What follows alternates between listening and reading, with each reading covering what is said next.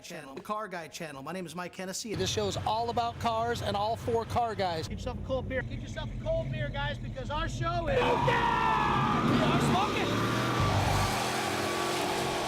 smoking! I'm Mike Hennessy, and you're watching the Car Guy channel. I have an auto repair shop. I've been in the business for over 30 years. You name it, we got it, we built it, we've done it, we do it. We love this car stuff, and I hope you guys do too. We're gonna have a lot of fun, got a lot of stuff cooking, so just stay tuned.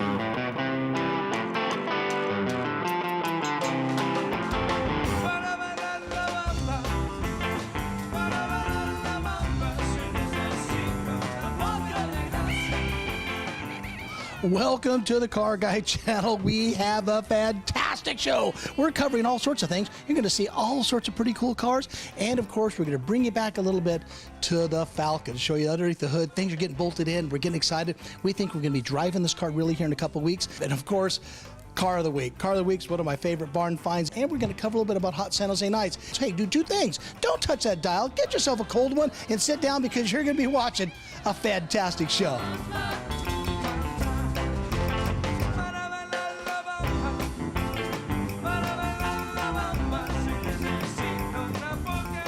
Car of the Week is a 1961 Lincoln Continental. I'm telling you, I always say it's a barn find is what the real finds are out there. I love a good find. And the other thing is, we've had on the show lately, like the 51 Chevy with only 30,000 original miles.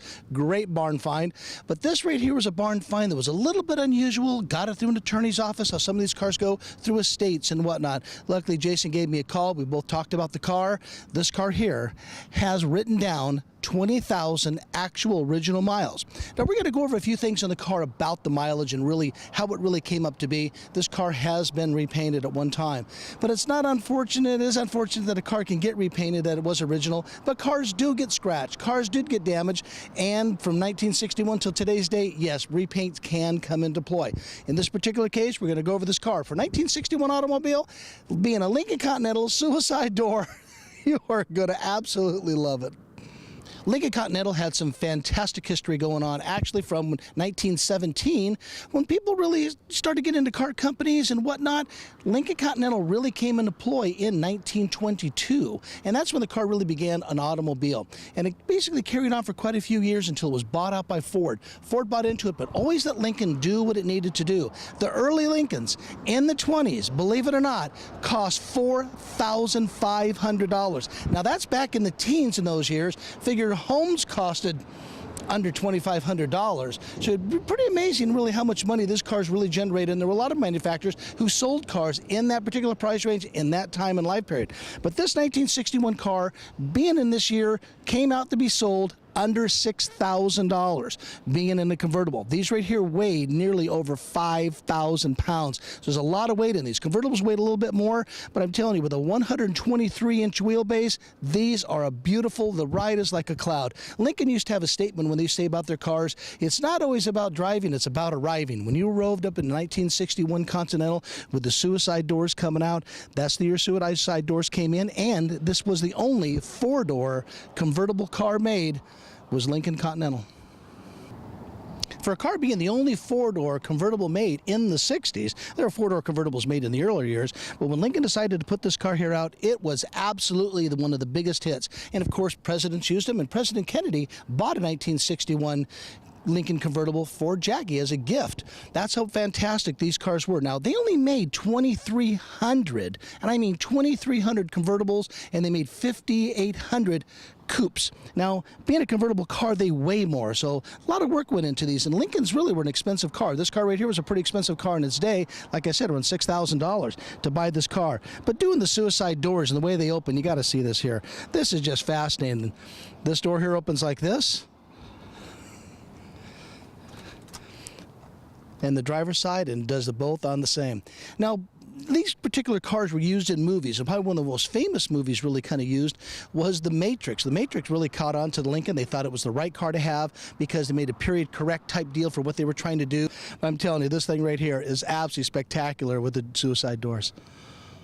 We'll talk a little bit of horsepower and engine size. This right here is a 430 engine. Now this is a 430 Lincoln engine. These were very, very sought after for the early years of all sides of people wanting to get them and put them in their street rods and all sorts of stuff. This car right here got 13 miles per gallon. The motor had 330 horsepower. Some books said 310 or so on and so on. 330 horsepower with today's technology, that's really where they're at when you go ahead and rebuild them. Now they didn't have really a lot of options in these cars. The only big option they really had was air conditioning. I always feel air conditioning is kind of a must. We've actually did add-on air conditioning on a couple Lincolns in the early years because the system was lightly complicated. But I'm going to show you some stuff on the Lincoln Continental that only a Lincoln Continental has. Now, Lincoln Continental utilized one particular item in this car that I thought was one of the greatest ideas out there. I'm surprised other manufacturers don't do it. It's actually for the power steering pump. Now, it's hard to show you where it is because it's buried on the very, very front of the motor. Looks like a gigantic donut, and it goes over the main crankshaft with a keyway on it. As the crank turns, that's the pump. So there's no belt involved, and it has two lines that operate for the power steering system on the car. Now, that's not the only thing that power steering pump operates. A power steering pump goes through all these lines and feeds right up to there, and that's right there what helps the windshield wipers work in this car. So it's one of the automobiles that the windshield wipers operate off the power steering system. Now let's get into some of the low mile looks and that we really need to look for. I always check door jambs under the dash for wiring, and of course when we filmed this car to show you today, we did no detail underneath the hood of this car. This is exactly how I purchased the car, is just exactly how you see it, and you can see that it's very, very sterile under the hood. You're not seeing a lot of body shop dust, you're not seeing restoration items, you're not seeing any gaskets been replaced, especially for the valve covers, distributor, where the fuel pump here is on the top. And there's a great telltale sign, of course, is underneath the hood. This right here is all original. It's original color white, and all the rubber bumpers. Now these bumpers would be pretty worn out or from vibration and moving around if it was a really high mile car. It seemed like it was stored pretty well. Maybe it was inside, outside a little bit more. Most of the real neat ones, of course, have been indoors. But this car right here looks like it still was taken care of pretty well. You got your rubbers here, you got rubbers there underneath here. You get all your matting all correctly in the front. The way everything fits right in front of the radiator. This piece here is all set in the position just right, and all the wiring looks all correct all the way around on the car. And those are some of the signs underneath the hood that really help me to say, is this a 20,000 miler or is this a very well-preserved car? That's up to the buyer to really decide, and the person sold it to me guaranteed it to be that way. And as I'm looking at the car, that's a real possibility, and I'm going to say if it's written down, I'm going to go for it. Twin headlights were a big deal coming into the 60s. A lot of cars had them coming out of the 50s and whatnot. But these right here look really nice, and the huge graded grille all the way across. Now, again, a lot of signs that tell me, really determine really the condition of this car and how well preserved it is by the fit. The fit of all the moldings that go around here, the grate. You can tell a lot of stuff's not been off the car. This right here is in just great shape. There's no dings, no dents, and none of this stuff here. You can see there's a small scratch in the front bumper. So we looked underneath it. This bumper has never been off the car, and underneath in the car is actually really, really pretty clean. All the fender well moldings are in great shape. All the correct screws are all in there. None of that stuff has been pulled off or been replaced. So I kind of think when they did some paint touch-up on the car, we were told through the family the car got scratched going in the garage. It was a pretty old guy, and one thing led to another, and they finally couldn't take it. The insurance company said they'll go ahead and take care of it in its day. And that's really what they kind of did. And I went around the whole car to make sure everything fit on it. This is all the original chrome. The original chrome lasts a long time. I don't know why they can't do it today, but the original chrome lasts such a long time. None of this has been redone. The hood ornament's in great shape. You can tell this car's been stored pretty well. So I just show you the front of this car and how the fit goes. And let's show you the inside because there's some pretty neat pieces in there you got to see. The designers of Lincoln have always done very well, and they've always meddled, and the designers that always own these cars took 7 designers to actually design this particular car. They've won awards. This one here was a medal-winning car in its year by the actual Automotive Institute. When you open up the door, it is such a large, heavy door, and you can just feel the weight of the car. And look at that dash, the elegance of this. Now remember, they're coming into the 60s, and this is, cars needed to be, you know, kind of aerodynamic looking, but still look like this is the modern age of what they've done. And this is the modern age, the way the designs went in that year. You can see how the dash goes all the way across. The steering wheel is actually thin now. They kind of thinned them out, so that their early cars kind of made them bulky. These are very thin and very true the way they are. The small chrome ring on there for the steering, little starburst in the center for the Lincoln Star. And the way the dash is very, very simple, easy to operate, and the gauges are very simple to read, the radio system in it, and you got to look at it because I'm telling you, this right here was what 1961 was all about. You can see the black leather has some pretty minor cracks in the seats, but it's all the original stuff. And Lincolns came with, all of them had power seats. There was no questions. That's just the way they were sold. The way Lincolns were sold, they were fully loaded, except for really power air conditioning is what went into the cars. This particular car does not have AC, but it's just so sterile and just so clean. Take a look at these door jambs, the way these switches are. You can tell there's really no wear where fingers should be touching them. Same with the seats. You can see it's not pressed down, it's not worn out. And those are the reasons what made me come true to believe this car here is a 20,000-mile car. You can see from the back of the car, these were really considered kind of a behemoth of its day. But 1960 and 1959, the cars were a little bit longer than this one here, believe it or not, and weighed pretty much about really the same. This was a very expensive car, big car in its day. And when you saw Lincoln go down the road, he was a businessman. He was what you would call a guy who made it, because when you get the Lincolns out there, and other Lincolns actually were only sold to stars in the earlier years. A few Lincolns only they delegated only to the right people how they sold them on the Mark Series cars. You can see how large this trunk area is. Now, being a large trunk is why I want to show you the car this way, is because there's really not a lot of room for too many items in there. And we're going to go ahead and show you what the car is really all about. Now, what really can break and make the value of one of these particular cars are the electronics and what works and what does not work. The biggest thing is to make sure that everything works on this particular car. Even if you're out there looking for one for yourself, always make sure the electronics work. I don't want to use the word they were complicated. I don't want to use the word they're over-engineered. I do want to use the word that these guys were engineers that designed it, and they really did a really good job. Don't be afraid to use the manuals, use a test light, make some phone calls. You can fix these. Parts are available, which is kind of the neat thing. Some people feel the car's complicated because they don't understand it. This top right here did take a little bit of work involved. When they use brake fluid in these cars to operate the power motor, to operate the top, really was probably not really one of the best ideas, but it was the fluid that was maintained that would make this thing here work. In all reality, if people really did service a car exactly the way that everything's supposed to be done, the fluid should be changed and pulled out and whatnot. We kept this right here with the original brake fluid because we did replace the pump to make this top operate. And I'm telling you, when you see the top operate in one of these cars here, that's really what makes the whole car work. Now, I was able to go ahead and do that with a small thing called a remote. We were going to do a car guy channel magic trick, but we're not a magic show. I'm not David Copperfield. But we installed one of these here on next to the pump. It didn't change the value. We didn't do any rewiring. It's a little remote sensor that you can actually operate the top from the outside of the car. The switch on inside the car is still accessible. You can still operate the switch to make this particular top go up and down. But I thought at least show you really how it did and what it did. A lot of people are putting these in. They work just great. Get a hold of me at carguychannel.com. Show you quite a bit where you can get them and how to get one installed. You see right inside here, that right there is the control remote box that actually we use for this particular button to open and close the top. It's set right in here. We pieced it in between this wire cable in here. It's really fairly simple to do. And there's the new pump that we had. So we ordered that pump from the convertible store. They got it down to us. Came out really nice. Tap this into the wiring system in here. We make it sound simple. It did take a little bit more work than that, but was able to get it. This right here, I feel, makes the car utterly fantastic. Here's a lot of areas that really helped me determine really all about the car. I would like to see the cabling and how well it's put up. No one's been Mickey Mousing anything around here by taking off clips, doing some crazy things like that. This right here is all original stuff, all the right screws, the rubber around the edge. This is all original rubber. I'll tell you, if the car was abused or left outside, that rubber would be kind of deteriorated. You know how the rubber goes, guys and gals. But I'm telling you, this right here is pretty clean. All the wiring harness in here, this is the way they were. Now, those other pieces of plastic that went in, a cardboard covering that went over some of these pieces in the car during time and whatnot. But you can tell when I showed you earlier how big the trunk was on the car from the back end of the car. There's not a lot of room for golf clubs. Now, it was a partial complaint about the car, so they went ahead and made the top come down scissoring a little bit on the different side to be able to lay something on top of here, like golf clubs. And that's really was thought of really quite a bit. The spare tire was basically hidden here in the back of the car, and there's no tire on it because we took it off the rim. The tire wasn't any good. And this right here stores inside here. They do a really nice job of detailing. In early years, they put a lot of effort into the trunks of cars, not like today. I think they took a whole complete different attitude on cars like this with Cadillac and Lincoln Continental, Chrysler products. They really made a big deal about the trunks. Even on the early Mustangs were done pretty cool. They kind of stopped really making them all dialed up until the 70s. We kind of missed some of that in some of these cars, but this right here is what underneath the trunk looks like on a 1961 Lincoln Continental.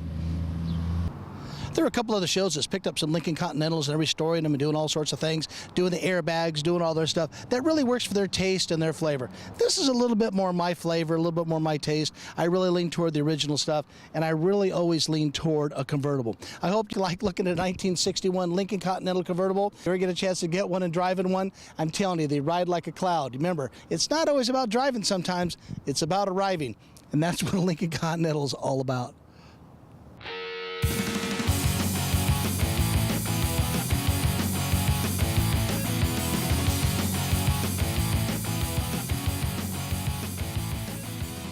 So what you got here, this is an alternator inside of a generator body. So you get your old school rat rods or hot rods that came with a generator.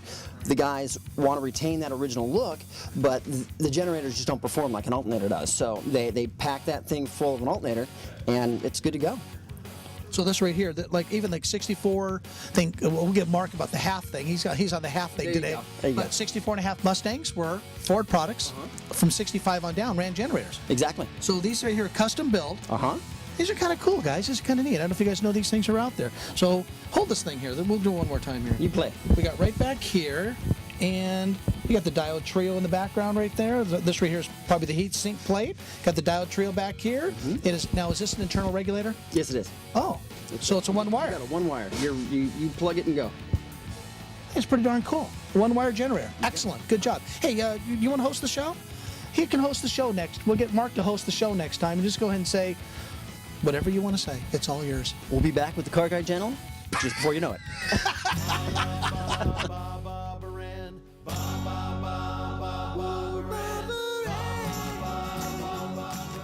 Going to some barn finds are absolutely some of the fun of the business. You get up in the morning, you never know what phone call you're going to get. Happened to get a phone call on a car. The family had no idea really what type of car it really was or anything much about it.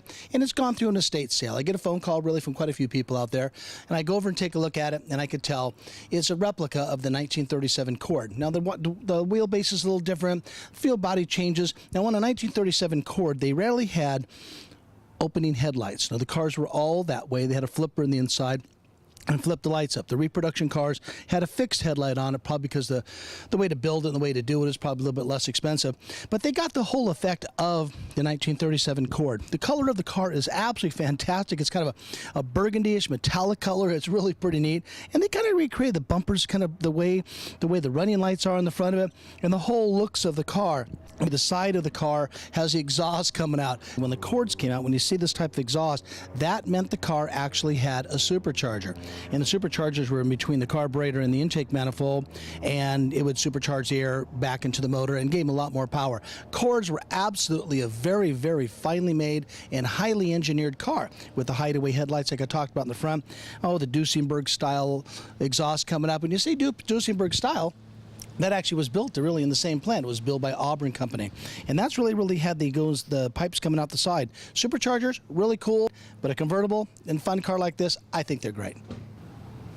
On the business end, there's all sorts of ways of detailing, clean, and try to make really something out of the car. And usually if I get a car out of a barn find, I always say I'm helping the car world, bringing a car, bringing what it's all about. So this car has some wire wheels. They're probably medium quality. We spray them first with some muriatic acid, get any of the rust off them to clean them up. Muriatic acid, got to be real careful to use it. I'm not telling anybody to use it. I'm saying be a professional, got to use it in a sterile environment. Always be sure. I'm not telling anybody to use it. But we do it and put it in a spray bottle, put it to clean up some of the wire wheels. We're going to be detailing this whole car here out, and you'll see a completely different automobile. You've seen it just as it came off the tow truck, getting the engine working, getting all the brakes working, doing all the get ready to get this thing here ready for resale, or put it aside and use it for one of the parades. Check it out. This must be the day of suicide doors. Back in the early years, a lot of cars used them. Now, when a guy goes ahead and recreates the Cord, he did this here with a suicide door. Kind of cool. We get the car in. There's always some ways you want to go ahead and fix it up and do what you really need to do, your little flavors, your little touches of what you feel is going to make any sense in the car. So being a recreated car, I thought we'd just make this car having fun with it and make it a real enjoyable automobile. But one thing we had to do is put on a banjo-style wood steering wheel to match the dash. We got this right here out of Summit Racing, and it's a Grant wheel. And I'm telling you, banjo wheel really made this car here, I feel, give a little more authenticity look to what it is. So the advice I'm going to tell everybody out there, don't leave any rock unturned. You get a phone call, you get a friend, they talk about cars.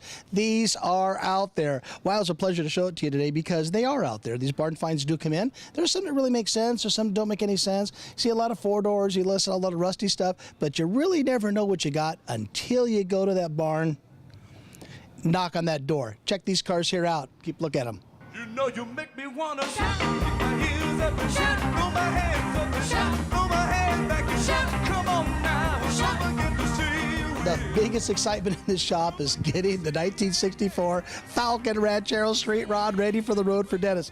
And I've got to say one thing, Dennis, I know you watch some of these episodes, I certainly hope you do when it's about your car. I'm telling you, this has been absolutely spectacular. Coming down to the close is always where the work really comes in. And we take these panels we've been polishing. We did a show and I know I was tired because we were polishing these things and it takes a lot of time because we sand these with 3 different types of sandpaper to finally get it down before we can use 3 different types of polishes for it. And it's coming out absolutely stunning, and it's pretty hard to tell. Like I always say on the show, we got to get a camera that can really show, you know, really the quality level and the brilliance of the paint. And this metal flake coming out of this light silver looks fantastic. And of course, you got the pearl. It's a nice soft pearl in here. But we're going to get the camera in here, and I want to show you how this engine here looks in this car because it's looking pretty fantastic. What makes these cars here absolutely fun and popular to do, and the strain that it takes everybody through, is designing the car and designing to get it really the way you want. Dennis and I self-talk, I talk, he talks, says something, I say something. By the end of the day, we're coming up with a pretty good design. Now, originally, Dennis wanted these emblems here in the car. I based out maybe 1 or 2. After they get put on the fender, after they're drilled, you got them on there, and you just take a look. I think it gives the car a completely different flavor, and it does bring you the 60s retro look of really what they look like, or what people are restoring them as in 1964, when a guy really could never get a car to have pearlescent colors, doing 2-tone paint, putting on Carroll Shelby wheels. This right here turned out to look absolutely spectacular. Now, to real car guys and car gals, this right here is where it is at, is under the hood. You can kind of tell, and I hope you agree, it looks absolutely spectacular. We went through great pains of getting a lot of the right stuff, especially the right fittings. A lot of these we ordered from Vintage Air and Summit. We got straights, we got 90s, we have a chrome receiver dryer here. Now, everything here has to be custom done. There's going to be a few more clamps put on here before the finishing product, but all the air conditioning is installed in the car, and air conditioning is such a must in a car like this, especially the high caliber. You're talking a serious $100,000 automobile with done the way this is done, with all the stainless steel screws and all the correct stuff on it. And with this particular motor in this car, this is just an utterly fantastic motor that we ordered us through Summit Racing, with the intake and aluminum heads and all the special stuff on it, with a 4-speed overdrive transmission. We got the air conditioning, single belt, power steering. I could go on all day long, but what I really wanted to show you was the attention to detail on how everything is routed throughout the car to really give it a really nice look, with, you know, with chrome hood hinges and the radiator, the fan, electric fan put into it. So I get so excited every time I go over it. My good buddy Dennis comes in and he goes over the car and he gives me an email and says, "Hey, I need a fix. What's new this week?" I sent him some pictures and sent him photographs. It's really kind of pretty cool. Joanna goes, "What's going on now?" We let everybody know what's going on with the car. Go around, you'll see all this stuff inside here, and it really makes the car really a fantastic show car. A lot of things I always say in the show is attention to detail. Now, you can probably tell, and hope the camera can pick that up, is all the beautiful bright work, all the stainless that goes all the way around the bed of the car. We use obviously stainless steel screws, so it keeps it really nice. But when we do put it on, we wax it, and we actually wax the inside of it to put a nice coating of wax on the inside and wax around the screws. So we put them in, it sets up real nice. And this going all the way around, what a touch this gives it. And you can obviously see where the 2 tones can be coming in here as we do the polishing. Now, when we do polishing, we actually put tape right on over any of the edges. We don't want to burn any of the edges in this pearlescent paint. It can be very difficult. It can be a lot of work. But I think this is really pretty neat that covers the whole bed. Now, when we take this blanket here off the bottom, that is one of our surprises we're going to do on the show, to show you how this bed here went in and how gorgeous this is. Dennis is the one who actually found the company, who actually made it. He's actually done a lot of the design on the car himself. But one thing he designed that I'm extremely proud of what he did, he really wants to bring he's very much of a music guy. He's a very skilled musician himself, and he really wanted to kind of put a little bit of what he has with his musical career and what he does as a hobby. He built and designed a stereo system for the car that we're installing. Now, the stereo system is going to go, there's going to be 2 of them, actually not 2 receivers, 1 receiver in the car, but one that's going to actually work for the outside. It's going to sit inside here. The unit that was built is this right here. I wish I could take credit for it because I think it's a really nice job. There's a full cover that goes over the front of this. We took the cover off just so you could see all the speakers and the whole way it's been completely done. Dennis built most of it. I think his son chimed in a little bit to help him out, but he did a great job in getting the height. And like anything else, when you design and build something, you get a phone call. He goes, God, I got to lower the thing 2 inches or whatever it was. So we had to kind of redesign his setup on it and bring it down a little bit. But he did a fantastic job because he used solid oak, clear coated it, and this is going to set in the back of the bed of the truck. So it's really going to match real well with the bed. Kind of let the secret out, but you got to see it when it's all finished with all the stainless steel. Cover goes on top of this. This is going to go in the back, and that's going to be part of his sound system. So when he's going to be able to turn his radio on inside the car, he actually going to flick a switch and have all the rear speakers doing what he wants them to do. Goes to a park, goes to a show, and it's a great flavor and a great touch of this. So again, it's a great way of called attention to detail. 2016 Hot San Jose Nights was an absolute 100% success. Over 220,000 people came this year to Hot San Jose Nights over at Reed Hillview Airport. And our event is really sponsored by the VMC, the Valley Medical Foundation, with Chris Wilder. Chris Wilder, we got to thank you for supporting our event and the whole gamut of really what we do. We had so much going on, and all the people who came to the show all received an award. They received an award like these right here, and we did feature the Camaro, being the 50 years of Camaro this year. And I'm telling you, we're very proud to be part of that. You can check out all the cars. You'll see the high ones, the low ones, the fast ones, and the crazy and wild ones. And if it wasn't for people like you, Hot San Jose Nights really would not be the charity event that it is. The money really goes, obviously, to help the event operate and, of course, the VMC. And it really is a great cause with the hospital. Please check it out. Go to our website. You go to hotsanjosenights.com and find out all about the event. It covers things from soup to nuts. And this year here, we honored a great handful of people that had a lot to do with what would go on in the community and, of course, all sorts of charity services. Dave Cortese, a good friend of mine, got on stage with us, and you're going to see us throwing out some T-shirts, an old tradition that we have always created with Hot San Jose Nights to give the public back a little bit of something. We give them shirts, we get all sorts of gifts, we got some hats, and I think we got some T-shirts way there in the back. We kind of did the best we could, and we go up there and we honor everybody there. And of course, the CAP comes out with the Civil Air Patrol, and I'm telling you, seeing these young men and ladies come out with the flags, it just really makes the hair stand up on your arms and say, you know, we're really proud to be an American and proud of the young people that we're bringing into our community today. There's so much going on out there. It was a fantastic event covering the airplanes, all the cars. We actually had a barbecue cook-off that was kind of hidden in the corner, but the lines were a mile long, and we heard it was a total success. Didn't even get near the lines because they were that long. We're going to make that change for next year, so things are a lot more smoother. Thanks to Reed Hillview Airport, because we just knocked it out of the park this year, and we had Eric, Ken, and Pam, two people I work real close that work with the airport. We had a really good time. You're going to see the air show going on, all the military stuff. The RCs were flying planes all day long there here at Hot San Jose Nights. Check out a lot of these cars, and we were a total success this year, like I said, and we're going to see everybody back for 2017, so we'll catch you there. I hope you enjoy the show because we covered a lot of stuff. This is what I call one of our real busy shows. We're covering Hot San Jose Nights, cars that's going on at the shop, cars of the week, barn finds, and all sorts of crazy things. Hey, I really love all the attention you guys give us and all the cards and letters and emails that do come in really about you. Show's about you and, of course, a little bit about me, but I wouldn't be here really without you. There's a lot of things going on out there in the car world, so God bless you, and we'll see you all next week.